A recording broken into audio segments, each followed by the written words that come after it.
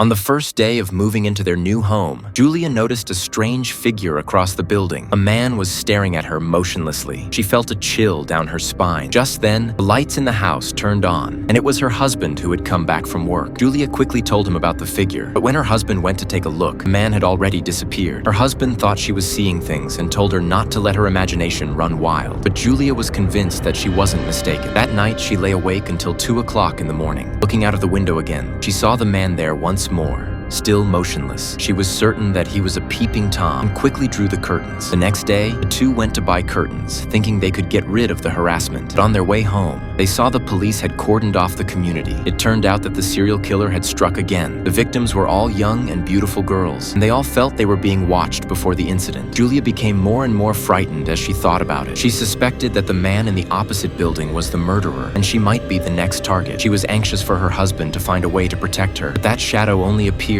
when she was alone. Her husband didn't believe her, thinking she was too nervous. He even made a joke of it to his colleagues, making her a laughingstock. Julia was both angry and disappointed, but she was convinced that her intuition was correct. The next day, as soon as she went out, Julia felt she was being followed, but she couldn't find anyone. She thought to herself that it was bad. The serial killer had set his eyes on her. She hid in a crowded supermarket and pretended to be shopping. While doing so, she noticed a man who looked exactly like the one from the opposite building, following her at a distance. Julia tried her best to shake him off and finally managed to get away. Just as she was about to leave, she ran into that man again at the corner, which scared her so much that she randomly opened a door and hid inside. Through the window, she saw the man lingering at the door. It wasn't until she took the chance to escape from the supermarket that she got rid of him. After returning home, she told her husband about the incident at the supermarket and insisted on taking him to watch the surveillance footage. In the video, the man was indeed staring at her all the time, but her husband still didn't believe her and even said that she was the one who stared at others first. Julia was helpless and disappointed. She could only take a screenshot as evidence. That night, she waited by the window, hoping to catch the man again and take a photo as proof, but the light on the opposite side never came on. Just as she was wondering, the doorbell rang. Her husband was still at work, and Julia felt nervous. She peeped through the peephole and only opened the door when she saw that it was the old lady downstairs. The old lady asked her in dialect if she had seen a cat. Julia couldn't understand, but fortunately, her neighbor came back and helped translate. She sent the old lady away. Grateful, Julia invited the neighbor to chat, and she followed her home. The two hit it off immediately. Julia told her about her experience of being stalked and followed. Unlike her husband, the neighbor didn't laugh at her. Instead, she advised her to learn self-defense, saying that the neighborhood was indeed unsafe and that she could buy a gun like her. But before Julia could make up her mind, something happened to the neighbor.